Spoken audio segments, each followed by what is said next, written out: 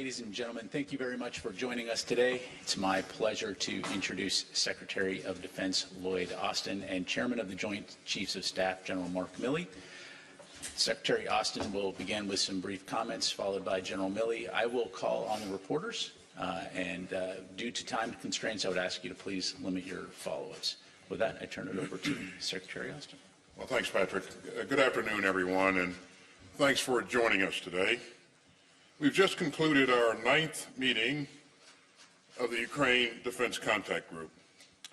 I'd like to thank Ukrainian Minister of Defense Reznikov and his team for once again joining us today. Now, next week, the world will mark a grim milestone. It will have been a year since Russia invaded its peaceful neighbor, Ukraine. Of battlefield capabilities, tanks, air defense, and munitions.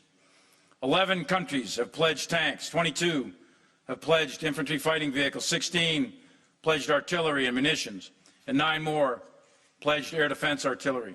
The group is focused on delivering the capabilities committed and efficiently providing the training, the spare parts, the sustainment, logistics necessary for the full employment of these systems.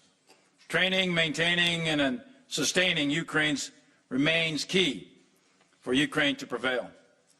Throughout this war, Ukraine has showed incredible resourcefulness. Where we are, thanks, Tara. In terms of where we are in the fight, what we've seen over the last several months is a contested battlefield. We see a lot of activity in the Bakhmut area, which is where Russia is focusing most of its effort. We see Russia introducing a number of new troops to the battlefield. Many of those troops are ill-trained and ill-equipped, and so their casualty rate has been really high. Attacking, but there's what I would describe it as is a really a very significant grinding battle of attrition with very high casualties, especially on the Russian side. There's no fancy arts of maneuver going on here. This is frontal attacks, wave attacks, lots of artillery with extremely high levels of casualties in that particular area. And how long that will last is difficult to say, actually. It's been going on for weeks, and I think it'll continue to go on until either the Russians culminate.